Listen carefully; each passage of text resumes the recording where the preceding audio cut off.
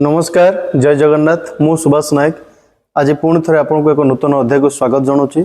आज आम सहित अच्छा ओडिशार जड़े जनदरदी राजनेता नुहति किंतु प्रत्येक हृदय जड़े दरदी मनुष्यटीए जड़े सामाजिक कर्मी समाज पाई निजको उत्सर्ग करुवा जड़े विरल व्यक्तित्व जहाँकर कथा शुणा बहुत सुंदर लगे जहाँकर चिंताधारा जहाँकर व्यक्तित्व बाबद केवे न्यूज मीडिया आपण मानक देखे ना छोटिया प्रयास आपण मानक से व्यक्तित्व बाबद आम जाना ओडिशार बहुत सामाजिक संगठन सहित से निजको सदा सर्वदा सामिल करिसेंती।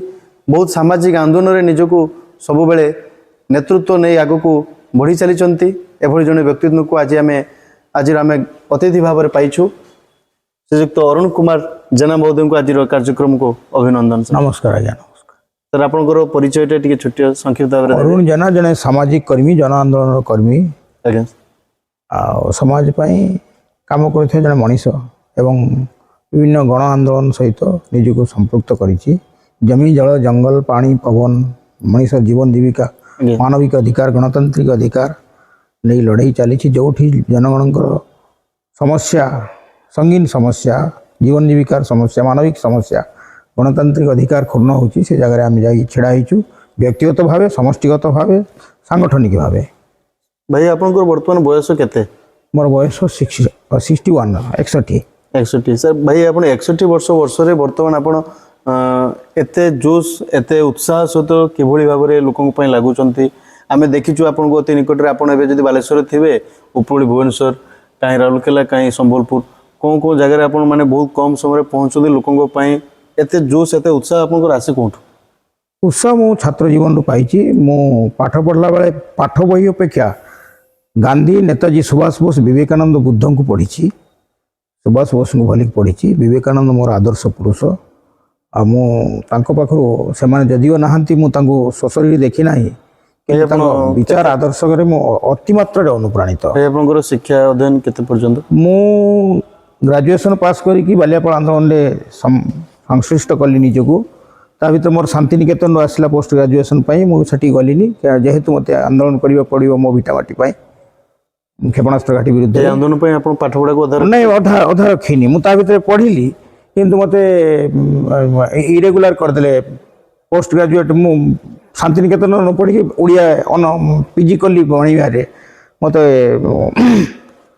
माने घरोई भाव करदे मो परसेंटेज सर्ट गला गवर्नमेंट रिपोर्ट गला जे मुझे मत सार मैंने दे परसेंटेज किंतु मोर रिपोर्ट गला जे मु गवर्नमेंट विरुद्ध लड़ुती मत कैंसल करदे जानिक मुख्यमंत्री तो काल से तेणु मत रेगुलर कले मु प्राइवेट पुणी परीक्षा देली से लड़ाई भितर से जनजीवन भितर लॉ करली बीडी कली एमईडी कली एमफिल कली एलएलएम कली मोर उद्देश्य हूँ बाणी विहार गोटे रूम रोडिशा युव छात्र आंदोलन सहित निजको सामिल करी यहाँ पिलादिन मोर से युव अवस्था से अवस्था मु 1987 1997 10 वर्ष बाणी विहार आरएनटी गोटे रूम मोर सहित थाए मो मोर बुली बुला बर्तमान मुझे कहबी बर्तमान ये पाठपढ़ा होती कि पीएचडी कर पारे माने 2 जन गाइड मोर एक्सीडेंट रे मरीगले महानदी गोटे बस था प्रमोद सामंतरा प्रोफेसर सी चलीगले पूर्व सुरेश बेहेरा बोली जन प्रोफेसर सी मद्रास जाते गोटे स्टडी टूर सी चलीगले 2 जन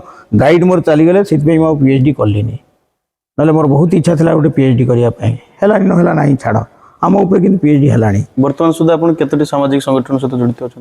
मु कही दिए प्रथम कहीं पब्लिक लाइफ को आसली मु 1985 बीए परीक्षा देकी घरे बसी था जस्ट आज्ञा खबर कागज गणमाध्यम जानिली 1884 बाहर मो अंचल जिसी भल पाए बालीबिल बालियापाल हाँ मो गाँ बालीबिल बालियापाल बालेश्वर संग्राम माटी इतिहास माटी साहित्य संस्कृति माटी फकीरमोहन सेनापतिर माटी बागायतीर्ण बलिदान माटी रक्ततीर्थ माटी मु जो जन्म होती गांधी आसी 1927 मसीहा डिसेम्बर मास 16 तारीख से जगटा ना हूँ गांधी चतर से लवण सत्याग्रह होता 1930 मसीह आज भी अच्छी गतकाली पताका उड़ा से जगह आम दीर्घ दिन धरी कर संक्षिप्त कहीदेवाई चाहे मु कहीं लाइफ को आसली मो गाँ को बहुत भल पाए गाँव सुषमा प्राकृतिक सुषमा बाली पहाड़ धान पान मिनर सबुजिमा शस्य क्षेत्र ଗାଁର ସରଳ ଲୋକ ମୁଁ ବହୁ ଭଲ ପାଏ। ଯଦିଓ ମୁଁ ଗାଁ ଛାଡ଼ିଛି କ୍ଲାସ୍ 7ରୁ, କିନ୍ତୁ ବାଲେଶ୍ୱରରେ ମୋର ବାପା ମା ଟିଚର ଥିଲେ, ମୋ ଘର ସେଠି ଅଛି। ମୁଁ କିନ୍ତୁ ଗାଁକୁ ବହୁ ସମୟରେ ଆସେ, ଗାଁରେ ରୁହେ ବେଶୀ ସମୟ, ତା ଭିତରେ ପାଠପଢ଼ା ଭିତରେ। ସେଇ 1884 ବାହାରିଲା ଯେ ଆମ ଅଞ୍ଚଳର ସେତେବେଳେ 8ଟି ପଞ୍ଚାୟତ ଥିଲା, ଏବେ 12ଟି ପଞ୍ଚାୟତ ହେଇଛି। 16ରୁ 18ଟି ପଞ୍ଚାୟତ, ବସ୍ତା ନିର୍ବାଚନ ମଣ୍ଡଳ 2ଟା ପଞ୍ଚାୟତ, ବସ୍ତା ବଳଙ୍ଗ କଷାଫଳ ଆଉ ଗୋଟେ କ'ଣ ସେ ନାଇଁ କୋଡ଼ିକି ବଣିଆଡିଆ ଆଜ୍ଞା ଆଉ ଆପଣଙ୍କର ଏପଟେ ଭୋଗରାଇର ରାଣୀକୁଠା, କାନ୍ଥିଭଉଁରୀ, ଶରଧାପୁର, ଏମିତି 18ଟି ପଞ୍ଚାୟତକୁ ନେଇକି କ୍ଷେପଣାସ୍ତ୍ର ଘାଟି ତିଆରି ହେବ। ଏବଂ ସେତେବେଳେ 1981 ମସିହା ଆକଳନ ଅନୁଯାୟୀ, ସେନ୍ସସ୍ ଅନୁଯାୟୀ ବାଲିଆପାଳ ଭୋଗରାଇର ବାଲିଆପାଳ 90% ଗାଁ, 132ଟା ଗାଁର 1,52,000 ଲୋକ ଉଦ୍ବାସ୍ତ ହେବେ ଏବଂ କ୍ଷେପଣାସ୍ତ୍ର ଘାଟି ହେବ। এটা কোন মସିହା କଥା? 1985 ମସିହା କଥା ଏଟା। 1884 ନୋଟିଫିକେସନ୍ ହେଲା 1985 ଏବଂ ତା ବିରୁଦ୍ଧରେ ଗୋଟେ ଲଢ଼େଇ ହେଲା 1985ରୁ 1990। ମୁଁ ମୋର ସାଙ୍ଗମାନଙ୍କୁ ନେଇକି ବସିଲି, ମୋ ଅଞ୍ଚଳରେ ଯେତେ ସାଙ୍ଗ ସବୁ ଫକୀରମୋହନ କଲେଜରେ ପଢ଼ୁଥିଲେ, ମୁଁ ଜିଲ୍ଲା ସ୍କୁଲର ଷ୍ଟୁଡେଣ୍ଟ, ମୁଁ ସମସ୍ତଙ୍କୁ ବସେଇଲି। ମୁଁ କହିଲି ଏଇସବୁ ଗାଁଟା ଚାଲିଯିବ, ଆମେ ତ ଇତିହାସରେ ବହୁତ ଲଢ଼େଇ ଦେଖିଛୁ, ଭିଟାମାଟି ଆମର ଚାଲିଯିବ, ଗାଁ ଅଞ୍ଚଳ ଚାଲିଯିବ, ଆମେ ଖାଇବା କେଇଠି, ରହିବା କେଇଠି, ଲୋକଙ୍କର ଭବିଷ୍ୟତ କ'ଣ ହେବ, ଏଇ ପିଲାମାନଙ୍କର, ଲୋକମାନଙ୍କର, ଲକ୍ଷାଧିକ ଲୋକଙ୍କୁ ଗୋଟେ ଉଦ୍ବାସ୍ତ କରାଯାଏ।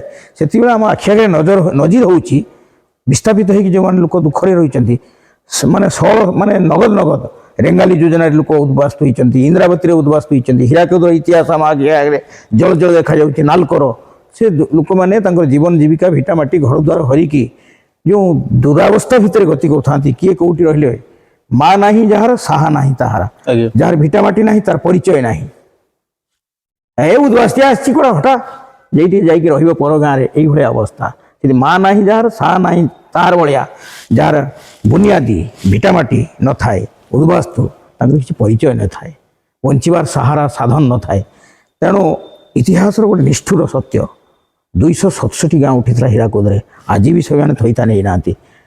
ମାନ୍ୟବର ରାଜସ୍ୱ ମନ୍ତ୍ରୀ ସୂର୍ଯ୍ୟ ପାତ୍ର କହିଲେ ଆମେ ବଂଶାବଳୀ ପାଉନୁ, କ୍ଷତିପୂରଣ ଦେବା ପାଇଁ ଲୋକ ପାଉନୁ। ଯେତେବେଳେ ଜଳ ବୁଡ଼ି ଦିଆଗଲା, ଲୋକ ପ୍ରାଣ ବିକଳେ, କିଏ କୁଆଡ଼େ ଗଲେ, ରାୟପୁର, କଲିକତା, ଦିଲ୍ଲୀ, ମାଡ୍ରାସ, କିଏ କୁଆଡ଼େ ଯାଇକି ଜୀବନ। ବିକାଶକୁ ମନା ନାହିଁ, କିନ୍ତୁ ବିକାଶ ନାଁରେ ଲୋକଙ୍କର ବିନାଶ କରାଯାଏନି। ଆଜି ବର୍ତ୍ତମାନ ପରିସ୍ଥିତି ତଥାକଥିତ ବିକାଶ ନାଁରେ ଯେଉଁ ବିନାଶର ପ୍ରକ୍ରିୟା ଚାଲିଛି, ତା ବିରୁଦ୍ଧରେ ଲଢ଼େଇ। ତ ଯାହା ହଉ, ସେତେବେଳେ 1985ରୁ 1990 ଭିତରେ ଆମେ ଲଢ଼େଇ କଲୁ। କ୍ଷେପଣାସ୍ତ୍ର ଘାଟି ଯେହେତୁ ଗୋଟେ ଡିଫେନ୍ସ କଥା, ତା ବିରୁଦ୍ଧରେ ବାହାରିବା ପାଇଁ ବହୁ ଲୋକ ପଛଘୁଞ୍ଚା ଦେଲେ ଏବଂ ସେତେବେଳେ ସରକାର ଯୁକ୍ତି କଲା ଯେ 80 କୋଟି ଲୋକଙ୍କର ସୁରକ୍ଷା ପାଇଁ ଲକ୍ଷ ଲୋକ ବଳିଦାନ ଦିଅନ୍ତୁ। ସେମାନେ ସେ ବାବଦରେ ଯୁକ୍ତି କଲେ। ଆମେ ଛାତ୍ରମାନେ ସେତେବେଳେ ପ୍ରଫୁଲ୍ଲ ମହନ୍ତଙ୍କର ଆସାମ ଗଣପରିଷଦ ଛାତ୍ର ଆନ୍ଦୋଳନ ଚାଲିଥାଏ, ସେତେବେଳେ ନଗଦ 80 ଦଶକ ଛବିରାଣୀ ବୁର୍ଲା ଛାତ୍ର ହତ୍ୟା, ଏହା ବିରୁଦ୍ଧରେ ଓଡ଼ିଶାର ଛାତ୍ର ଆନ୍ଦୋଳନ, ବସପଡ଼ା ବିରୁଦ୍ଧରେ ଛାତ୍ର ଆନ୍ଦୋଳନ, 1980 ଦଶକ 1990 ଦଶକ ଥିଲା ଓଡ଼ିଶାର ଛାତ୍ର ଆନ୍ଦୋଳନର ଗୋଟେ ବହ୍ନିମୟ ଅଧ୍ୟାୟ। ସେଇ ଅଧ୍ୟାୟ ଭିତରୁ ଆମେ ଆସିଛୁ। ତ ସେଠି ଆମେ ଫାଷ୍ଟ ଆମେ ଛାତ୍ରମାନଙ୍କୁ ସଂଗଠିତ କଲୁ, କ୍ଷେପଣାସ୍ତ୍ର ଘାଟି ବିରୋଧୀ ଯୁବ ଛାତ୍ର ସାମୁଖ୍ୟ କରିକି ଲଢ଼େଇ କଲୁ, ଆରମ୍ଭ କଲୁ। ପଲିଟିକାଲ ଲୋକ ଆସୁନଥିଲେ, କିନ୍ତୁ ଆମ ପରାମର୍ଶଦାତା ଥିଲେ ରାଧାନାଥ ରଥ, ବିଜୁ ପଟ୍ଟନାୟକ, ରବି ରାୟ, ହରେକୃଷ୍ଣ ମହତାବ। ଏମାନେ ଆମକୁ, ମାଳତୀ ଚୌଧୁରୀ, ନବକୃଷ୍ଣ ଚୌଧୁରୀ ଆମକୁ ପ୍ରେରଣା ଦେଉଥିଲେ, ସେତେବେଳେ ଦିଗ୍ଦର୍ଶନ ଦେଉଥିଲେ। କହିଲେ ତୁମେ ପିଲାମାନେ ଆଗ ବାହାର, ଆମେ ତାପରେ ବାହାରିବା। ଯାହା ଯୁଗକୁ ଆମେ ଗୋଟେ ଛାତ୍ର ସମ୍ମିଳନୀ କଲୁ। ସେ ଅଞ୍ଚଳର ସମସ୍ତ ସ୍କୁଲ କଲେଜ ପିଲାଙ୍କୁ ନେଇକି, ସେଦିନ ଥିଲା ଅକ୍ଟୋବର ମାସ 31 ତାରିଖ 1985 ମସିହା, 10,000 ଛାତ୍ରମାନଙ୍କର ସମାବେଶ ହେଲା। ତାପରେ ବ୍ଲକ ଘେରୁ ହେଲା ବାଲିଆପାଳ ବ୍ଲକ। ହଁ, 1985 ମସିହା, ହଁ ସେଇ 85 ମସିହା ନଭେମ୍ବର ମାସ 20 ବା 21 ତାରିଖ। ତାପରେ ପଲିଟିକାଲ ଲୋକ ସବୁ ଆସିଲେ। ତାପରେ 86 ମସିହାରେ 1986 ମସିହା ଫେବୃଆରୀ ମାସ 10 ତାରିଖ ଛାତ୍ର ସାମୁଖ୍ୟ ନେତୃତ୍ୱରେ 3,000 ଲୋକଙ୍କୁ ନେଇ ଜିଲ୍ଲାପାଳ ଅଫିସ୍ ଘେରୁ ହେଲା। ମୋତେ ହରକୃଷ୍ଣ ମହତାବ କହିଲେ, ବାବା ଗୋଟେ ଚିଠିରେ ଲେଖିଦେବ, ମୋତେ ପଠାଇଦେବ, କେବେ ତୁମର କରିବ ବୋଲି। ମୁଁ ଗୋଟେ ପୋଷ୍ଟ କାର୍ଡ଼ ଲେଖି ଦେଇଥିଲି ହରକୃଷ୍ଣ ମହତାବଙ୍କୁ। ସେ ଫ୍ରଣ୍ଟ ପେଜ୍ରେ ବକ୍ସ ନ୍ୟୁଜ୍ କରିଦେଲେ, ପ୍ରଜାତନ୍ତ୍ର 10 ଫେବୃଆରୀ, ଆଜି କ୍ଷେପଣାସ୍ତ୍ର ଘାଟି ବିରୁଦ୍ଧରେ ଛାତ୍ର ସାମୁଖ୍ୟରେ ଜିଲ୍ଲାପାଳ ଅଫିସ୍ ଘେରାଉ। ହରକୃଷ୍ଣ ମହତାବ ତାଙ୍କ ଚିଠି ବି ଆଜି ସାହିତ୍ୟ ରଖିଛି। ସବୁ ବିଜୁ ବାବୁ, ମୋର ରାଜନୈତିକ ଗୁରୁ, ହରେକୃଷ୍ଣ ମହତାବ, ରାଧାନାଥ ରଥ, ରବି ରାୟ, ମାଳତୀ ଚୌଧୁରୀ, ବାଙ୍କ ବାବୁ, ଏମାନେ ସବୁ। ଯାହା ହଉ ଆମେ ସେ ଆନ୍ଦୋଳନ ସଫଳ ହେଲା। ଯାହା ଇତିହାସ ମୁଁ ଅସଂକ୍ଷିପ୍ତରେ ସାରିଦେଇଛି। ବାଲିଆପାଳ ଆନ୍ଦୋଳନ ସଫଳ ହେଲା ପରେ ସିଏ ସଫଳତା, ସେଟା ସେତେବେଳେ କୁହାଗଲା ଯେ ବାଲିଆପାଳ ହେଉଛି ସ୍ୱାଧୀନତା ପରବର୍ତ୍ତୀ ଗଣ ଆନ୍ଦୋଳନର ଇତିହାସରେ ଏକ ବିଜୟୀ ଅଧ୍ୟାୟ ଏବଂ ଗଣ ସଂଗ୍ରାମର ଜ୍ୱଳନ୍ତ ଉଦାହରଣ। ଯେଉଁଠିକି ଭାରତବର୍ଷର ତତ୍କାଳୀନ ପାର୍ଲାମେଣ୍ଟର 13ଟି ବିରୋଧୀ ଦଳ ନେତୃତ୍ୱ ଆସିଥିଲେ। 1987 ମସିହା ଅକ୍ଟୋବର ମାସ 17 ତାରିଖ କୁମାର ପୂର୍ଣ୍ଣିମା ଦିନ 60-70 ହଜାର ଲୋକଙ୍କର ସମାବେଶ ହେଇଥିଲା। ସେ ମିଟିଂରେ ବିଜୁବାବୁ ପ୍ରିଜାଇଡ୍ କରିଥିଲେ ଏବଂ ଆମେ ସେଥିରେ ସବୁ ସ୍ପିଚ୍ ଦେଇଥିଲୁ। ଶଶିଧର ବାବୁ ଯିଏ ଏକ୍ସ ଚେୟାରମ୍ୟାନ୍ ସିଏ ଥିଲେ, ଗଦାଧର ବାବୁ ତ ଗଲେ 1987 ମସିହା ଜାନୁଆରୀ 12ରେ ଗଲେ, 1987 ଜାନୁଆରୀ 2ରେ ଗଲେ ହରକୃଷ୍ଣ ମହତାବ। ଆମ ଆନ୍ଦୋଳନ 2 ଜଣ ନେତୃତ୍ୱ, ଜଣେ ଫିଲ୍ଡର ନେତୃତ୍ୱ, ଜଣେ ଦିଗ୍ଦର୍ଶକ ସେଇ 87 ମସିହା ଜାନୁଆରୀ ମାସ ପ୍ରଥମ ପାର୍ଟରେ ଚାଲିଗଲେ। ତାପରେ ଆନ୍ଦୋଳନ ଦୁର୍ବାର ହେଲା, ବହୁ ପ୍ରତିଘାତ ହେଇଛି। ତା ଭିତରେ 2.5 ବର୍ଷ ମୋତେ ଭୂମିଗତ ହେବାକୁ ପଡ଼ିଛି, ବହୁ କଷ୍ଟ ଝଡ଼ଝଞ୍ଜା ସହିଛୁ ତା ଭିତରେ। ଏବଂ ପରୀକ୍ଷା ଦେବାର ମୋର ଜେଲ୍ ଚାଲିଗଲି, ପରୀକ୍ଷା ଦେବାର ଘୁଞ୍ଚିଗଲା। ମାନେ ଅବଧି 88ରେ ମୁଁ ପାସ୍ କଲି, 87ରେ ପାସ୍ କରିବା କଥା। MA 85 ପରେ 87ରେ ପାସ୍ କରିବା କଥା, 88ରେ ପାସ୍ କଲି। ତାପରେ ଗୋଟେ ରୁମ୍ ରଖିଥାଏ ମୋର ଚାଲେ, ତାକୁ ମୋତେ ସାର୍ ମାନେ ମୋତେ ବହୁତ ସିମ୍ପାଥି ଦେଖନ୍ତି। ଖାଲି କୁହନ୍ତି ତୋର ଯେଦିନ ବିକ୍ଷୋଭ ହେବ, ରାଲି ହେବ, ଗଭର୍ଣ୍ଣମେଣ୍ଟ ବିରୁଦ୍ଧରେ ଇଣ୍ଟେଲିଜେନ୍ସ ରିପୋର୍ଟ ହେବ, ସେଇଦିନଟା ଆମକୁ କହିଦେବୁ, ସେଇଦିନ ତୋର ପ୍ରେଜେଣ୍ଟ ପକେଇନି, ଅନ୍ୟ ଦିନ ପ୍ରେଜେଣ୍ଟ ପକେଇଦେବା। ମୁଁ ଯେତେବେଳେ ME ଫିଲ୍ କରୁଥିଲି, କମଳ ଦାସଙ୍କ ସ୍ୱାମୀ KK ଦାସ ଶିକ୍ଷାବିତ ଆମର ଭୋଗରାଇ ସିଏ ଥିଲେ, ହେଲେ ତୋ ଭଳିଆ କେତେ ଲୋକ ଛାତ୍ର ଜୀବନରେ ଏତେ ବଡ଼ ଆନ୍ଦୋଳନ ସବୁ କରୁଛନ୍ତି, ସମାଜସେବା କରୁଛନ୍ତି ସମର୍ପିତ ଭାବେ। ସାର୍ମାନଙ୍କୁ ବସି କହିଲେ ତାକୁ ଦେଇଦେବ, ଯେଦିନ ତାର ଗଭର୍ଣ୍ଣମେଣ୍ଟ ରିପୋର୍ଟ ତା ବିରୁଦ୍ଧରେ ଯାଉଥିବ, ଲଢ଼େଇ ଫଢ଼େଇ କରୁଥିବ, ସେଇଦିନ ଆବସେଣ୍ଟ କରିଦେବ, ଅନ୍ୟ ଦିନ ତ ପ୍ରେଜେଣ୍ଟ ଦେଇଦେବ। ଆରେ ଗୁଡ଼ା ପାଠ ପଢ଼ୁ। ସାର୍ମାନଙ୍କର ପୂର୍ଣ୍ଣ ସହଯୋଗ ଥାଏ। ପୂର୍ଣ୍ଣ ସହଯୋଗ ଥିଲା।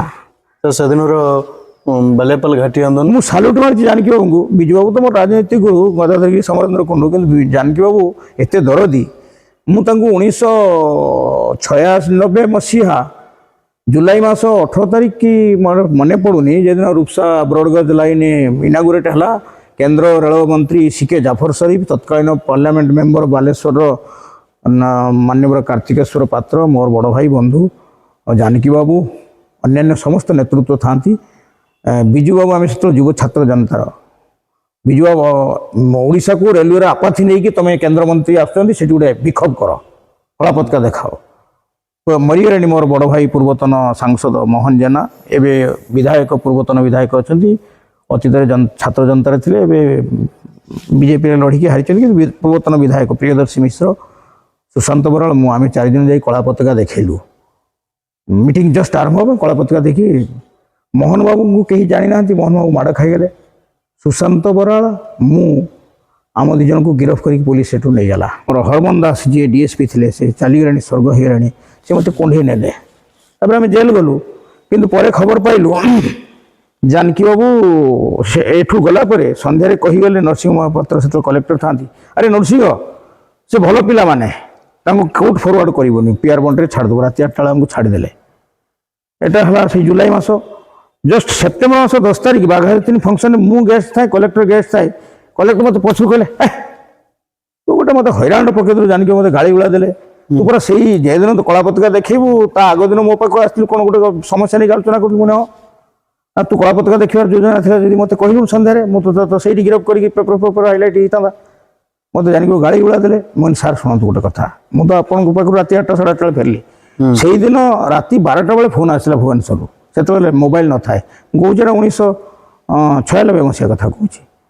ଆଉ ସେଠୁ ଆସିଲା, ଯୁବ ଛାତ୍ର ଜନତାର ପିଲାମାନେ ଯିବେ, ଆଉ ତୁମେ ଟିକେ ସହଯୋଗ କରିବ, ତୁମେ ବି ନିଜେ ଯିବ ସେଠି ବ୍ଲାକ୍ ଫ୍ଲାଗ୍ ଡେମନଷ୍ଟ୍ରେସନ୍ କରିକି, ମାନେ ଆପାଥି ଓଡ଼ିଶାକୁ ରେଳ ବିଭାଗର, କେନ୍ଦ୍ର ସରକାରର ଆପାଥି ମୌମାତ୍ରିକ ମନୋଭାବକୁ ଆମେ ସହ୍ୟ କରିପାରିବୁନି, କଣ୍ଡେମିଟ୍।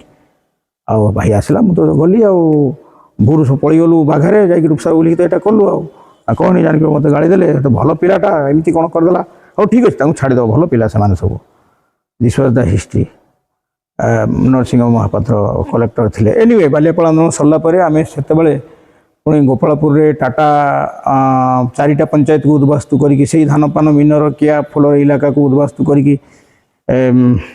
ଟାଟା ଗୋଟେ କାରଖାନା କରିବା ପାଇଁ ଯାଉଥିଲା, ଇଣ୍ଡଷ୍ଟ୍ରିଆଲ କରିଡର କରିବା ପାଇଁ ଯାଉଥିଲା, ତା ବିରୁଦ୍ଧରେ ଲଢ଼େଇ ଆରମ୍ଭ ହେଲା। ସେଠି CPIର ବନ୍ଧୁମାନେ ଥିଲେ। ଜନ ଆନ୍ଦୋଳନର ନେତୃତ୍ୱ, ଗୋଟେ ବିଜୟୀ ଜନ ଆନ୍ଦୋଳନ ନେତୃତ୍ୱ ହିସାବରେ ଆମେ ସବୁ ଆମନ୍ତ୍ରିତ ହେଲୁ। ମୁଁ, ଗଣନାଥ ପାତ୍ର, କୁଶ ବାବୁ, ଆମେ ସବୁ ଗଲୁ। ଗଦାଧର ବାବୁ ତ ଚାଲି ଯାଇଥାନ୍ତି ସେତେବେଳେ, ବିଜୁବାବୁ ବି ଯାଇଛନ୍ତି ସେଠି, ମନମୋହନ ଚୌଧୁରୀ ଯାଇଛନ୍ତି, ରବିରାଜ ଯାଇଛନ୍ତି। ସେ ଆନ୍ଦୋଳନ ହେଲା, ଗୋପାଳପୁର ଆନ୍ଦୋଳନ ସକ୍ସେସ୍ ହେଲା। ବିଜୁବାବୁଙ୍କ ବିଜୁବାବୁ ଯେଉଁ ଚିଲିକାକୁ ରକ୍ଷା କରିବା ପାଇଁ ଗଲେ, ପୁଣି ଟାଟା ପଇସାରେ, ଟାଟା କଥାରେ ପୁଣି ବିଜୁବାବୁ ତାକୁ ଟାଟାକୁ ଦେଲେ। ସେଠି ଚିଲିକା ବଞ୍ଚାଅ ଆନ୍ଦୋଳନ ଆରମ୍ଭ ହେଲା। ବିଜୁବାବୁଙ୍କୁ ଧନ୍ୟବାଦ ଦେବାର ଅଛି। ଯେତେବେଳେ ଆନ୍ଦୋଳନ ଜୋର ଚାଲିଲା, ଟାଟାକୁ ଡାକିଲେ ବିଜୁବାବୁ, କହିଲେ ତୁ କ'ଣ ଚାନ୍ଦା ଦେଇଥିଲୁ ବୋଲି ମୋ ମୁଣ୍ଡ କିଣେ ନେବୁ? ଆରେ ଇଲେକ୍ସନରେ 100ଟା ଲୋକ ଚାନ୍ଦା ଦେଉଛି, ତୁ ଦେଇଛୁ, କିନ୍ତୁ ଲୋକ ମୋତେ ଭୋଟ ଦେଇକି ମୁଖ୍ୟମନ୍ତ୍ରୀ କରିଛନ୍ତି, ତୁ ମୋତେ ମୁଖ୍ୟମନ୍ତ୍ରୀ କର। ମୁଁ ସେ ମିଟିଂରେ ପାଖରେ ଥିଲି, ପାଖାପାଖି ଥିଲି। ସାମ୍ନା ସାମ୍ନି ଲୋକଙ୍କ ସାମ୍ନାରେ କଥା ନାଇଁ ସେକ୍ରେଟାରିଏଟରେ ଟାଟାକୁ ଡାକିଲେ ବିଜୁ ବାବୁ, ଦେଖୁଛୁ ତ ଆନ୍ଦୋଳନ ହେଉଛି କେମିତି, ଯେଉଁମାନେ ମୋ ସହିତ ଥିଲେ ମୋତେ ଭୋଟ ଦେଇଥିଲେ ସେଇମାନେ ଆଜି ମୋ ବିରୁଦ୍ଧରେ ଆନ୍ଦୋଳନ କରୁଛନ୍ତି। ମୁଁ ତୁମକୁ ଆଉ ଦେଇପାରିବିନି, ଚିଲିକା ଚାଙ୍ଗୁଡ଼ି ଚାଷ ପାଇଁ ଆଲାଉ କରିପାରିବିନି। ନା ସାର୍ ମୁଁ ଆପଣଙ୍କୁ ଏତେ ହେଲ୍ପ କରିଥିଲେ, ସୋ ହ୍ୱାଟ୍, ଲୋକେ ମୋତେ ମୁଖ୍ୟମନ୍ତ୍ରୀ କରିଛନ୍ତି, ଲୋକେ ଚାହୁଁନାହାନ୍ତି ମୋତେ ଲୋକ ମୁଖ୍ୟମନ୍ତ୍ରୀ କରିଛନ୍ତି, ତୁ ଫେରିଯା। This was the version of Biju Pattnaik. You are such type of leader. ଏଇଠି ବାଲିଆପାଳ ଆନ୍ଦୋଳନରେ ଯେତେବେଳେ ସକ୍ସେସ୍ ହେଇଗଲା, ମାନେ ସେ କ୍ଷମତାକୁ ଆସିଲେ, ବିଜୁ ବାବୁ ମୁଖ୍ୟମନ୍ତ୍ରୀ, ଭିପି ସିଂ ପ୍ରଧାନମନ୍ତ୍ରୀ। ବିଜୁ ବାବୁ ଆମକୁ କହିଛନ୍ତି 1994 ମସିହା ଅକ୍ଟୋବର ମାସ 24 ତାରିଖ ଓଡ଼ିଶାର ବିଭିନ୍ନ ଛାତ୍ର 8-10 ଜଣ ଛାତ୍ର ନେତା ଯୁବ ନେତାଙ୍କୁ ଡାକି ବୁଢ଼ା ଆଲୋଚନା କରିଥିଲେ। ଆମକୁ ଦେଇଥିଲେ ସମୟ 15 ମିନିଟ୍, କିନ୍ତୁ ଘଣ୍ଟେ 45 ମିନିଟ୍ ଗପିଲେ ବୁଢ଼ା। ତାଙ୍କ ଜୀବନରେ ବହୁ କଥା ଆମକୁ କହିଛନ୍ତି। ସେମାନେ ସୁଭାଷ ବୋଷଙ୍କ ସହିତ କାମ କରିଛନ୍ତି, ଗାନ୍ଧୀଙ୍କ ସହିତ କାମ କରିଛନ୍ତି, ସବୁ କଥା ସେ କହିଛନ୍ତି। 1942 ଭାରତ ଛାଡ଼ ଆନ୍ଦୋଳନରେ କେମିତି ଅଚ୍ୟୁତ ପଟ୍ଟବର୍ଦ୍ଧନ, ରାମମୋହନ ଲୋହିଆ, ଜୟପ୍ରକାଶଙ୍କୁ ସରକାରୀ ପ୍ଲେନ୍ରେ ସେ ବୁଲେଇଥିଲେ ସେତେବେଳେ ଆନ୍ଦୋଳନ ପାଇଁ ଭାରତବର୍ଷରେ, ଏବଂ ତାଙ୍କୁ ଧରା ପଡ଼ିଲା ପରେ ଚାରି ଗୋଡ଼ ହାତ ବାନ୍ଧିକି ଲାଲକିଲ୍ଲାରେ 2 ବର୍ଷ ଜେଲ୍ ଦିଆଯାଇଥିଲା। ଏ କଥା କହିଛନ୍ତି ବିଜୁ ପଟ୍ଟନାୟକ। ଯେଉଁମାନଙ୍କୁ ରାସ୍ତାରେ ଗୋଟିଏ ଆଣିକି ବଡ଼ ମଣିଷ କରିଛନ୍ତି, ଇଏ ଶ୍ରୀକାନ୍ତ ଜେନା, ବିଜୁ ଭାଇ ମହାପାତ୍ର, ନଳିନୀ ମହାନ୍ତି ସ୍ୱର୍ଗ ହେଇଗଲେଣି, ସେମାନେ କିନ୍ତୁ ସେତେବେଳେ ବିଟ୍ରେ କଲେ ବିଜୁ ବାବୁଙ୍କୁ। ସେ କଥା ବି ଆମକୁ କହିଥାଏ। ବୁଢ଼ା ଲାଷ୍ଟରେ କାନ୍ଦି ପଡ଼ି ନବୀନ ନିବାସ ଫେରିଗଲେ ଏବଂ କହିଲେ ତମେ 100 ଯୁବକ ରେଡ଼ି ହୁଅ, ଗାଁକୁ କାମ, ମାଆକୁ ସମ୍ମାନ, ମୋର ଯେଉଁ ବାର୍ତ୍ତା ତା ଉପରେ ଗୋଟେ କ୍ୟାମ୍ପେନ୍ ହେବ। କିନ୍ତୁ ଆଉ ହେଇପାରିନଥିଲା, ସେ କଥା କାର୍ଯ୍ୟକାରୀ ହେଇପାରିଲାନି। ବିଜୁ ବାବୁ ତାପରେ 97ରେ ହାରିଗଲେ।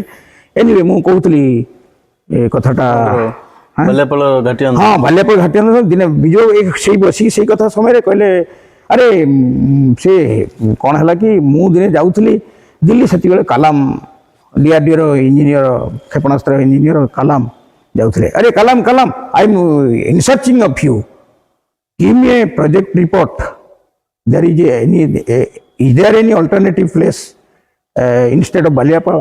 ଆରେ ବାଲିଆପାଳବାସୀଙ୍କୁ ମୁଁ କଥା ଦେଇଛି ସେଠୁ କ୍ଷେପଣାସ୍ତ୍ର ଘାଟି ହଟିବା ଦରକାର, ହେଇପାରିବ ଆଉ ଜାଗା ଅଛି ସେଇ ପେରିଫେରି ପାଖାପାଖି। ଆରେ ତୁ ହୁଇଲର ଦ୍ୱୀପରେ କ'ଣ ଗୋଟେ ହେଉଛି ପରା, ତୁମ ସବୁ ରିସର୍ଚ୍ଚ ଫିସର୍ଚ୍ଚ କରୁଛ DRDO, ତୁମେ ସେଇଟା ମୁଖ୍ୟ ଅଛ। ଏ କଥା ବିଜୁ ବାବୁ ତାଙ୍କୁ ଇଂଲିଶ ସେ ପ୍ଲେନ୍ରେ ଯିବା ବେଳେ, ତାପରେ କାଲାମ 7 ଦିନ ଭିତରେ ରିପୋର୍ଟ ଦେଲେ। ଭିପି ସିଂ ସହିତ ବିଜୁ ବାବୁ କାଲାମ ତାରି ପ୍ରୋଜେକ୍ଟ ରିପୋର୍ଟରେ ବିଜୁ ବାବୁ କଥା ହେଲେ। ସେତେବେଳେ ଯୁଗକୁ ରବି ରାୟ ବାଚସ୍ପତି, ନୀଳକଣ୍ଠ ରାଉତରାୟ କେନ୍ଦ୍ରମନ୍ତ୍ରୀ, ସମରେନ୍ଦ୍ର କୁଣ୍ଡୁ ଆମର ସାଂସଦ, Srikanta Jena parliament affairs minister, Srikanta ଭାଇ ବଞ୍ଚିଛନ୍ତି କଥା ସେ ଜାଣିଛନ୍ତି। ସେ ମିଟିଂରେ ମୋତେ ସେ ମିଟିଂକୁ ଡକା ହେଇଥିଲା, ମୁଁ କିନ୍ତୁ ଯାଇପାରିନଥିଲି, ଚିଠି ମୋ ପାଖରେ ଅଛି ଏବେ ବି। ତ ଯାହା ହଉ ସିଫ୍ଟ ହେଲା ହୁଇଲର ଦ୍ୱୀପକୁ। This was the history of Baliapal ଆନ୍ଦୋଳନ। ବାଲିଆପାଳ ଆନ୍ଦୋଳନ ସ୍ୱାଧୀନତା ପରବର୍ତ୍ତୀ ଜନ ଆନ୍ଦୋଳନ ଇତିହାସରେ ଏତେ ମାତ୍ରାରେ ବିଭିନ୍ନ ପ୍ରକାର ରାଜନୈତିକ ଦଳ ଏବଂ ଗଣସଂଗଠନ ସମର୍ଥନ ପାଇଛି, ଅଭୂତପୂର୍ବ। ଜର୍ମାନରୁ ଆସିଛନ୍ତି ହ୍ୟୁମାନିଟାରିଆନ୍ ଅର୍ଗାନାଇଜେସନ, ଜାପାନରୁ ଆସିଛନ୍ତି, ସାରା ଭାରତବର୍ଷର ସମସ୍ତ ଗଣତାନ୍ତ୍ରିକ ଶକ୍ତି ଏଠି ଏକଜୁଟ ହେଇଛନ୍ତି ଲୋକଙ୍କର ନ୍ୟାୟ ପାଇଁ, ଲୋକଙ୍କ ନ୍ୟାୟ ପାଇଁ।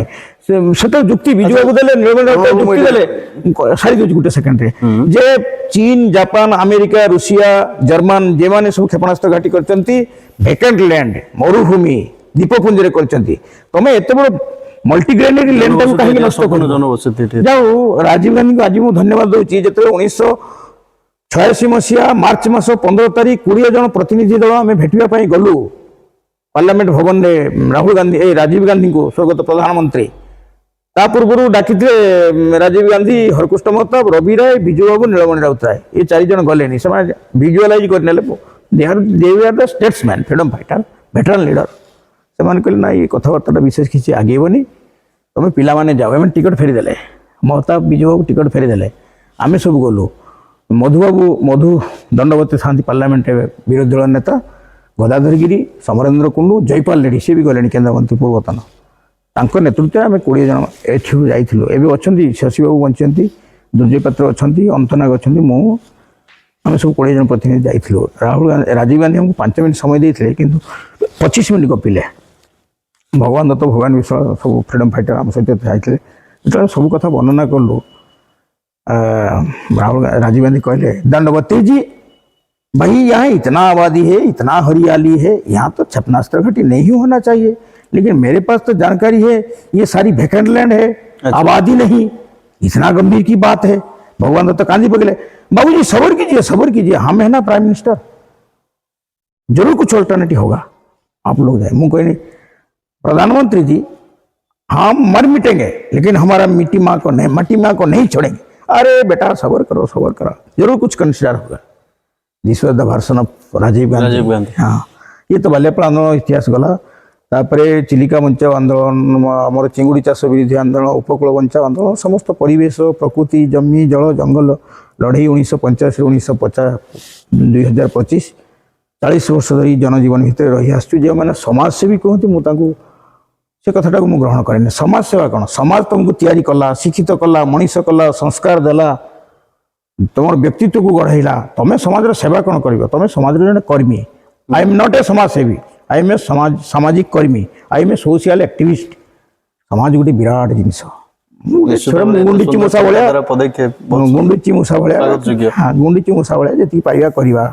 मोर गुरु विवेकानंद कहते तुम किए हो जगतर परिवर्तन करने? जगत ता बाटे चली, तुम जगतर सुधारे किछिटा निजको नियोजित कर। Service to mankind is service to God.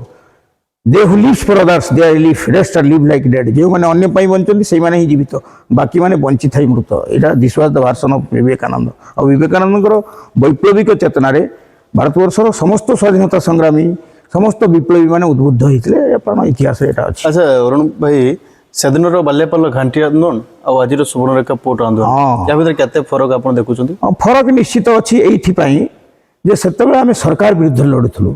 अच्छा एबे कंपनी विरुद्ध लड़ाटा भारी कष्ट, कारण कंपनी ढोल भितर मूषा भाया तार साथी समर्थक तैयारी करे। सरकार विरुद्ध लड़िया बहुत सहज। मो अभिज्ञता जीवन अनुभूति लड़े संग्रामी जीवन अनुभूति। कंपनी विरुद्ध लड़िया बहुत कष्ट, किंतु सरकार विरुद्ध लड़िया सहज। और सरकार विरुद्ध लड़े बहु समर्थन आसी जाए आमको। बहु जो चौमुख पंचायत उठा होता से लड़ाई भितर 4 थर गुंडा आक्रमण शिकार आम निजे व्यक्तिगत भाव किंतु ईश्वर उद्धार कर देते। बहु संगीन दफार आम संश्लिष्ट होइचु।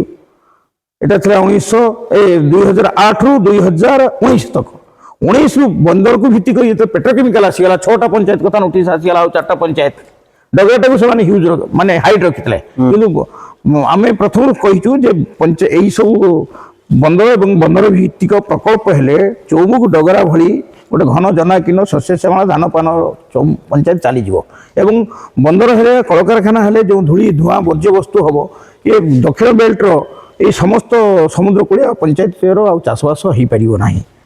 तेणु पेट्रोकेमिकल इश्यू आसला आंदोलन बहुत व्यापक है जहाँ आप अंगे लिभिंट। मुझे माध्यम समाज को एवं सरकार को चेतवा चाहे सतर्क करने चाहे जे जितेबले ग्लोबलाइजेशन हो जलवायु परिवर्तन हो ग्लोबल वार्मिंग हो आपणकर वायुमंडल को 60-70% अम्लजान एड करें गोटे गछ सी हूँ पान। पान गोटे पान पत्र 5 मिलीमीटर 3 ରୁ 5 मिलीमीटर ऑक्सीजन दिए एवं हिसाब करके देखा जाए गोटे पान बरज दिन को 1 क्विंटाल ରୁ 1.5 क्विंटाल ऑक्सीजन वायुमंडल को छाड़ी थाए। आपड़ देखिए पान कौन प्रदूषित इलाकार हुए कल कारखाना प्रदूषित इलाकार हुए। आज भी ओडिशा रे जेइटी होउची कोटी स्वल्प होउची कोटी बहुत होउची। निमापड़ा काकटपुर बालियापाल भोगराई यही बेल्टा केबे कौन कल कारखाना वर्ज्य वस्तु सहर द्वारा प्रदूषित नुहे। तेणु ग्लोबल वार्मिंग को प्रोटेक्ट करने पान बरज आम ओडिशा बालियापाल जो 15,000 पाखापाखि पान बरज एवं 25,000 पान बरज चाषी अच्छा ताकू सुरक्षा देवाक हेले एठी बंदर दरकार नहीं। से दिन विजु बाबू कही से विरोधी मीटिंग रे 60,000-70,000 लोक Baliapal is a high fertile multigranary thickly populated land. It should not be destructed any cost. It may be missile base or any non agriculture project से कथार न्याय रे एवं भारतवर्ष माननीय सुप्रीम कोर्ट कहते देश में जनसंख्या बढ़ुची मूर्तिका क्षय होची परिवेश प्रदूषण प्रचुर मात्रा होची। तेणु आउ उर्वर बहुफसली चाष जमी एवं सबुजिमा को ध्वंस करी कारखाना करा न जाऊ। कल कारखाना को माने कल कारखाना कृषि भित्तिक अंचल को माने जमी को अणकृषि क्षेत्र को दिया न जाऊ। कृषि बहुल अंचल को बहुफसली अंचल को तो सुप्रीम कोर्ट कहते से न्याय आम लड़ाई करूँ। Company demoralize company demoralize 2024 December 17 Tata company जनशुणाणी 12,000 लोक केमी प्रबल विरोध कले। टाटा बर्तमान आंठिक पड़ी आम मोर विश्वास एठू बंदर फेर कंपानी फेर सबुजिमा जमी आम 80 दशक लड़की जीतीलु एवं भी लड़की जीत। कंपानी तो कहूँ आम निजुक्ति देव और बंदर हेले समुद्र भितर ना भूल कथा भूल कथा। एबे गोटे टेक्निक डेभलप होइछि। I know that China government करछि जापान गवर्नमेंट करछि सिना सेठी शिपटा लागिवो ସିପ୍ ଆସିବ ଯେଉଁ ମିନେରିଆଲ ପ୍ରୋସେସିଂ ୟୁନିଟ୍ ହେବ ଆଚ୍ଛା ଆପଣଙ୍କର ମାଲଗୁଦାମ ହେବ ବନ୍ଦର ଭିତ୍ତିକ ପ୍ରୋଜେକ୍ଟ ହେବ ଆନୁଷଙ୍ଗିକ ଯେତେ ପ୍ରକଳ୍ପ ସେ କ'ଣ ଜଳରେ ହେବ ନେଭାର ତାପରେ ସେମାନେ ଗୋଟେ ମୁଁ ଯାହା ମୋ ପାଖରେ ଇନଫର୍ମେସନ୍ ଗୋଟେ ପ୍ଲାଟଫର୍ମ ଭଳିଆ କରିବେ ସିପ୍ ପାଇଁ କିନ୍ତୁ ବନ୍ଦର ଆପଣ ଦେଖିଛନ୍ତି ପାରାଦୀପ ବନ୍ଦର ପାଇଁ ପ୍ରଥମ ଦିଆହେଇଥିଲା 5,000 ଏକର ଏବେ 25-30 ହଜାର ଏକର ଚାଲିଯାଇଛି ସେଇ ଇଲାକା ଆଉ ପାରାଦୀପ ଅଞ୍ଚଳର ମଣିଷ ନିଶ୍ୱାସ ନେଇପାରୁଛନ୍ତି ଧାମରାରେ ଆଉ ଧାନ ଚାଷ ହେଉନି ଧାମରାରେ ସେଠି ସ୍ଥାନୀୟ ଲୋକ ଏତେ ମାତ୍ରାରେ ପରିବେଶ ଦ୍ୱାରା ଜର୍ଜରିତ ସେମାନେ ଯାଇକି କେଉଁଝର କୋରାପୁଟରେ ଜାଗା କିଣିଲେଣି ତେଣୁ ବିକାଶ ନାଁରେ ବିନାଶ କରାଯାଇନି ବାଲିଆପାଳ ସେତେବେଳେ ଗୋଟେ କ୍ଷେପଣାସ୍ତ୍ର ଘାଟି ଦେଶ ରକ୍ଷା ଘାଟିକି ଅଟେଇଥିଲୁ ଏଇ ଗ୍ରେନେରୀକି ରକ୍ଷା କରିବା ପାଇଁ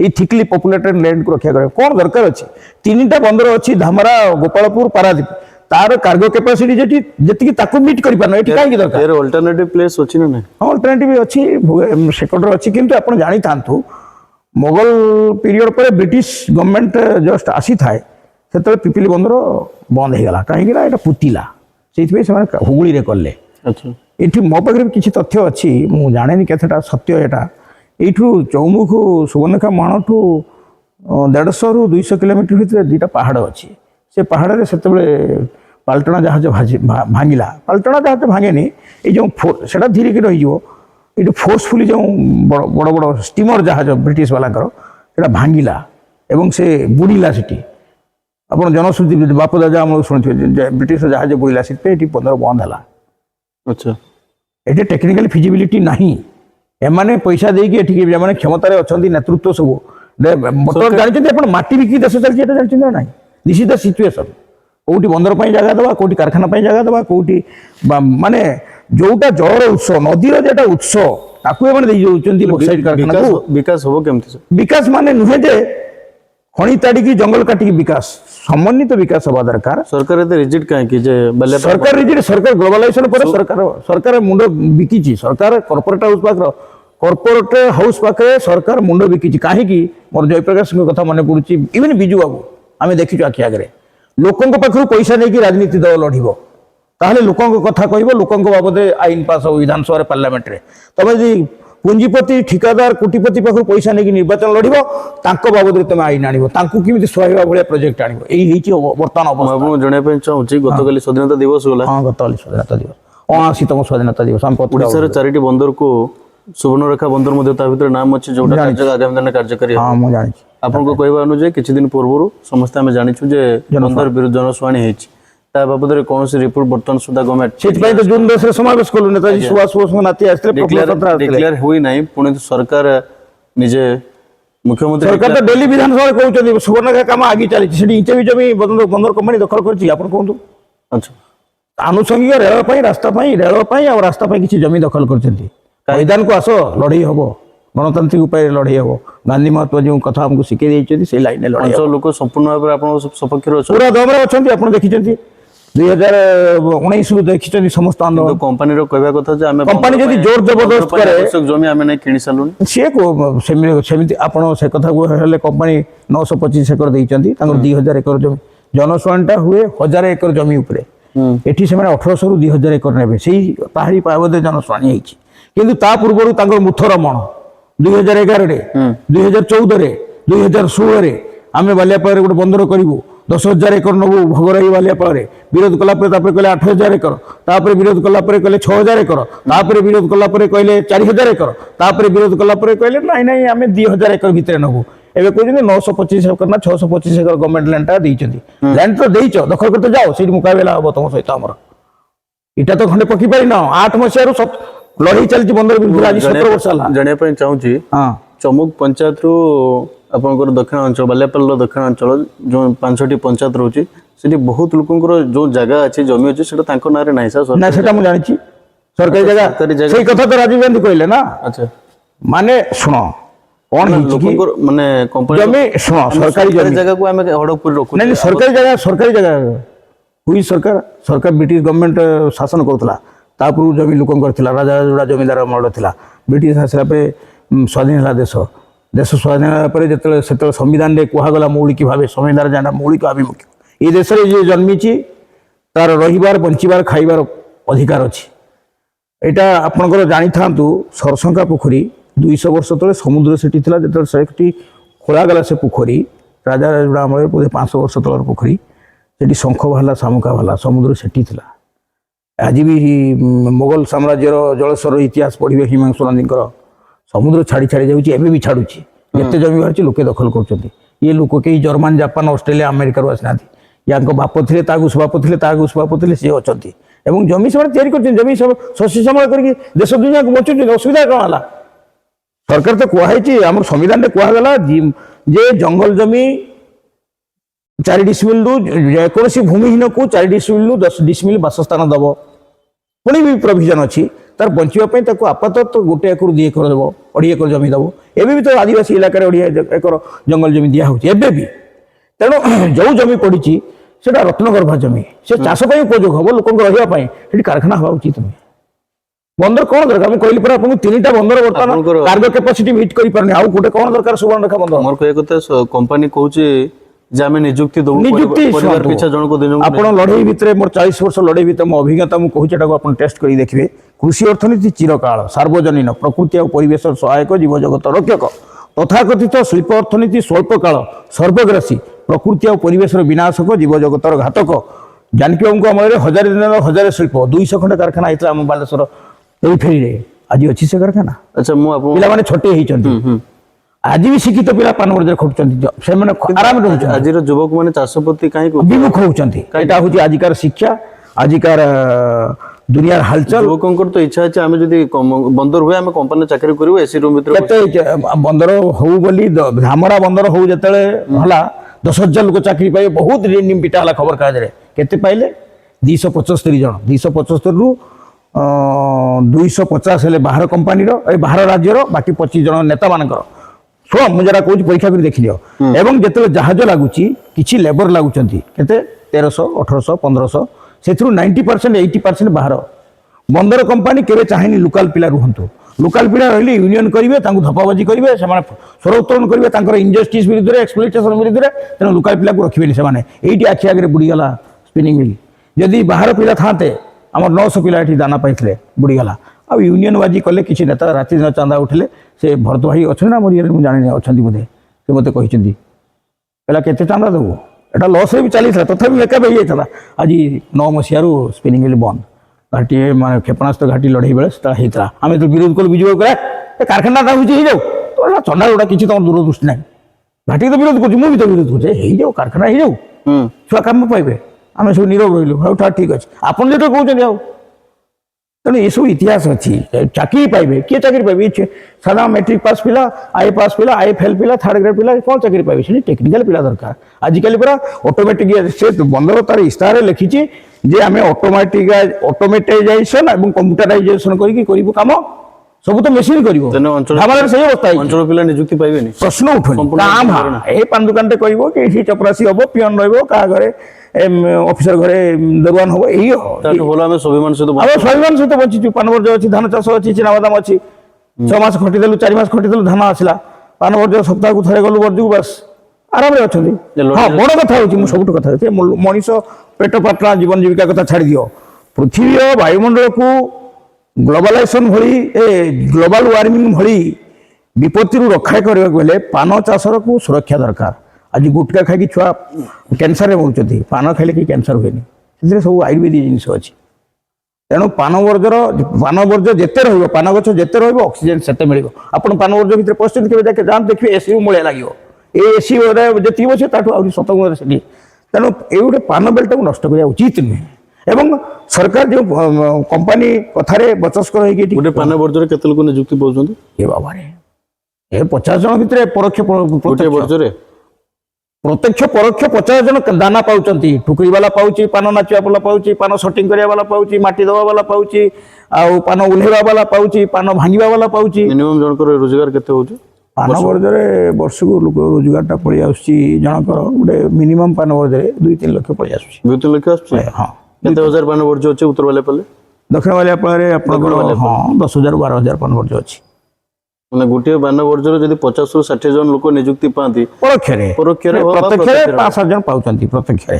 ଏବଂ କିନ୍ତୁ 10 ଜଣ ପାନ ବେପାରୀ ବଞ୍ଚୁଛି, ପାନ ନାଚିବା ବାଲା ବଞ୍ଚୁଛି, ପାନ ସଟିଂ କରେ ଯିଏ, ପାନ ଭାଟିରେ ପାଚିବେ ଯେଉଁମାନେ, ପାନ ପାଇଁ ଯେଉଁମାନେ ଟୁକୁରି ବନଉଛନ୍ତି, ପାନ ପାଇଁ ଯେଉଁମାନେ ଚିକ କାଟୁଛନ୍ତି, ପ୍ରତ୍ୟକ୍ଷ ବଡି ପରୋକ୍ଷ ବିକ୍ରି ଭାବରେ ତଥାପି 50 ରୁ 60 ଜଣ ଲୋକ ନିଯୁକ୍ତି ପାଉଛନ୍ତି ଗୋଟେ ପାନ ଗୋଟିଏ ବର୍ଜ୍ୟ, ବର୍ଜ୍ୟରେ।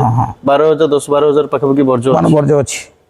ଚୌମୁଖ, ଡଗରା, ବେତଗଡ଼ିଆ, ଅଳାଡ଼ିଆ, ନୂଆଗାଁ, ଜଙ୍ଗିରାଇ, ବଡ଼ାସ। ଚାକିରିର କୌଣସି ଆବଶ୍ୟକ ନାହିଁ। ଚାକିରି ତ ଆବଶ୍ୟକ ନାହିଁ, କାହିଁ ଚାକିରି ଆଉ ସରକାର କାହିଁ? ସମୁଦ୍ରରେ ମାଛ, ବାଡିରେ ସୁଜନା ଛୁଇଁ, ଚିନା ଧାନ, ପାନ, ମିନ, କାଜୁ, ଗୁଆ, ଚିନା, ନଡ଼ିଆ, ସଜନା, ସପେଟା, ଆଳୁ, ଖମ ଆଳୁ ସବୁ ଭର୍ତ୍ତି ସେଠି। ଏ ଲଢେଇର ଶେଷ କେବେ? ଏ ଲଢ଼େଇରେ ଶେଷ ନିର୍ଦ୍ଧାରଣ କରିବ ସମୟ।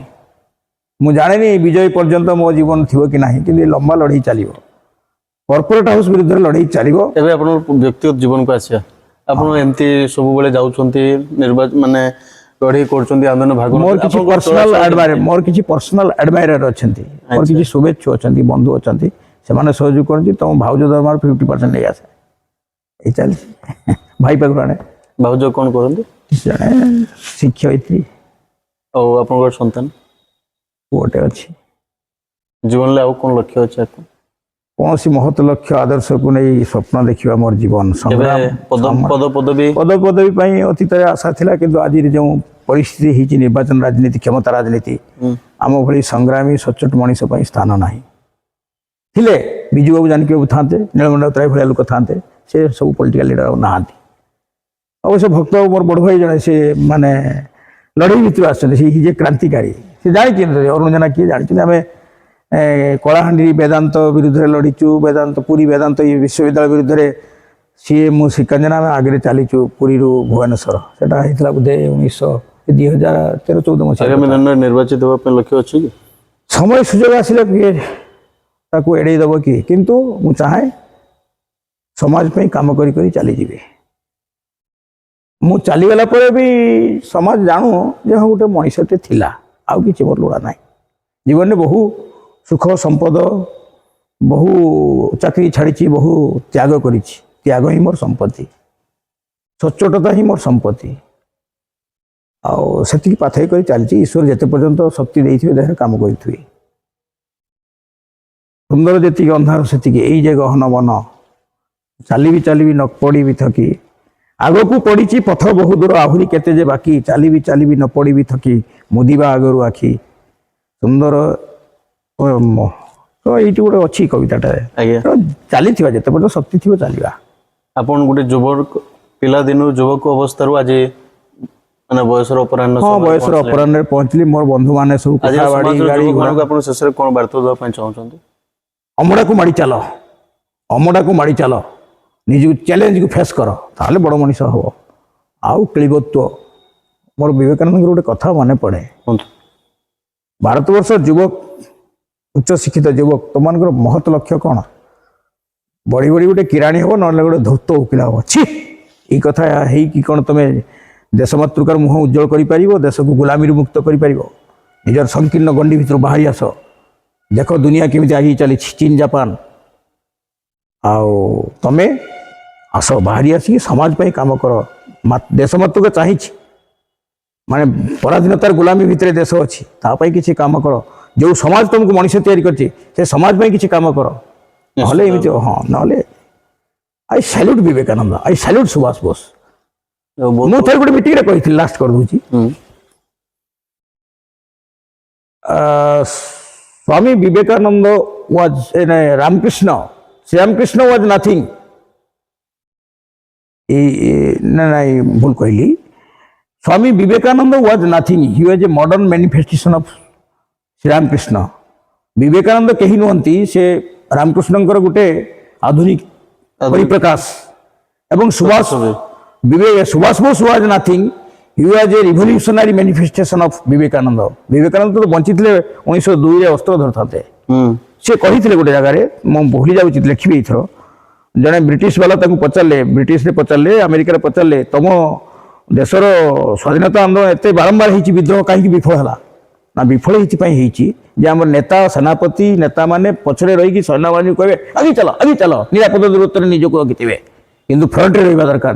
सेनापति फ्रंट रे राणा प्रताप आगे रोला, बिरसा मुंडा आगे रोला, सुरेंद्र साय आगे रोला, ସେଇଥିପାଇଁ ଆମର ପରାଜୟ ହେଇଛି। ଆଉ ଆମ ଦେଶରେ ଯେଉଁ ଜାତି ପ୍ରଥା ଆଉ ଧର୍ମର ଗଣ୍ଡିର ସଂକୀର୍ଣ୍ଣତା ଏଇଥିପାଇଁ ଦେଶ ପଛକୁ ହେଇଛି। ମୁଁ ଚାହେଁ ଭାରତବର୍ଷ ଯୁବକମାନେ ବାହାରକୁ ଆସନ୍ତୁ, ବ୍ରିଟିଶ ବିରୁଦ୍ଧ ଲଢ଼ନ୍ତୁ। ସେଥିପାଇଁ ସେ କହିଲେ ଇଏ ବ୍ରିଟିଶ ସରକାରଟା ମୋତେ ଗୁଳି କରିକି ମାରୁନି କାହିଁକି, ମାରିଲେ ତା ବ୍ରିଟିଶ ସାମ୍ରାଜ୍ୟର ପ୍ରଥମ ଅଫିନରେ ପ୍ରଥମ କଣ୍ଟା ହେବି ମୁଁ, ବିବେକାନନ୍ଦ କଥା କହିଛନ୍ତି। ସେଇଥିପାଇଁ ସୁଭାଷ ବୋଷ ତାଙ୍କୁ ଗୁରୁ ରୂପେ ମାନିଛନ୍ତି ଏବଂ ସୁଭାଷ ବୋଷ ତାଙ୍କ କଥାଟାକୁ ଅକ୍ଷରେ ଅକ୍ଷରେ ପାଳନ କରିଛନ୍ତି। 1943 ମସିହା ଆଜାଦ ହିନ୍ଦ ଫୌଜ ଯେତେବେଳେ ସିଙ୍ଗାପୁରରୁ ଇମ୍ଫାଲ ଦେଇକି ପଶିଲା, ଆଗରେ ରହିଛନ୍ତି ସୁଭାଷ ବୋଷ। ବୋମ୍ବାର୍ଡିଂ ହେଉଛି, ମରିଯିବେ ଲକ୍ଷ୍ମୀ ସେହଗାଲ ଯାହାଙ୍କ ସହିତ ମୁଁ 1997ରେ କଥା ହେଇଛି। I salute Lakshmi Sehgal. କହିଲେ ଆମେ ଯେତେବେଳେ ନେତାଜୀଙ୍କୁ କହିଲୁ ଯେ ଆପଣ ଆଗକୁ ଯାଆନ୍ତୁନି, କହିଲେ ନା ନା ମୁଁ ଆଗରେ ରହିବି, ତମେ ମୋ ପଛରେ ଆସ। ଚାରିଆଡ଼େ ବୋମ୍ବାର୍ଡିଂ ହେଇଛି, ବହୁତ କଥା ହେଇଯାଇଛି, କିନ୍ତୁ ଆଜାଦ ହିନ୍ଦର ସେନାପତି ବି ସୈନ୍ୟ କିଛି ମରିଛନ୍ତି, ସୁଭାଷ ବୋଷ ଏବଂ ତାଙ୍କର ସେ ଟିମ୍ ରକ୍ଷା ହେଇଯାଇଛନ୍ତି। ଏସବୁ ବହୁତ କଥା ଅଛି। ମୋର ବଡ଼ ଅବସୋସ ରହିଗଲା, ଲକ୍ଷ୍ମୀ ସେହଗାଲ ଥରେ ମୋତେ କୁଣ୍ଡେଇକି ମୋ ମୁଣ୍ଡରେ ଆଶୀର୍ବାଦ ଦେଇ କହିଲେ ତୁମ ବାଲିଆପାଲ କି जुझारू लीडर है बेटा, मैं बहुत खुश है तुमको मुलाकात करके। ମୋ ଫଟୋ ଉଠିଥିଲେ ସେ ସିପିଆଇ ବାଲା, ସିପିଏମ୍ ବାଲା, କୁଆଡ଼େ ସେ ଫଟୋଟା ଚାଲେ, ମୋର ଅବସୋସ ରହିଗଲା। ଜୀବନରେ ବହୁ ଲୋକଙ୍କ ସହିତ ମିଶିଛି, ତାଙ୍କ ସହିତ ରାତିରେ ରହିଛି ସାଙ୍ଗରେ। କୁଲଦୀପ ନାୟାର, ମେଧା ପାଟକର, ନାନା ପାଟକର, ସୁନ୍ଦରଲାଲ ବହୁଗୁଣା, ବାବା ଆମତେ, ବିଡି ଶର୍ମା, ଏମାନଙ୍କ ସହିତ ବୁଲିଛି, ମିଶିଛି, ଖାଇଛି, କଥା ହେଇଛି। ଇଭେନ୍ ବିଜୁ ବାବୁଙ୍କ ସହିତ ବି। এইটা হচ্ছে মোর জীবনের সম্পত্তি। মো লাইফরে লেখিবি, সংগ্রাম পথে জীবন তীর্থে লেখিবি। লেখা চালিছি, ভগবান এই কাম ভিতরে পারুনি, ভগবান মতো খালি টিকে বঞ্চাই রাখুন, মু যেতিকি করিগলি কাম তার টিকে সমাজকে দেই দিয়ে যায়। ନିଶ୍ଚିତ ধন্যবাদ, ବହୁତ ବହୁତ ଧନ୍ୟବାଦ ଆପଣଙ୍କର ମୂଲ୍ୟବାନ ସମୟ ଆଜି ନାହିଁ ମୂଲ୍ୟବାନ, ତ ସମାଜ ପାଇଁ ସମର୍ପିତ ଜୀବନ ସେତେ କର।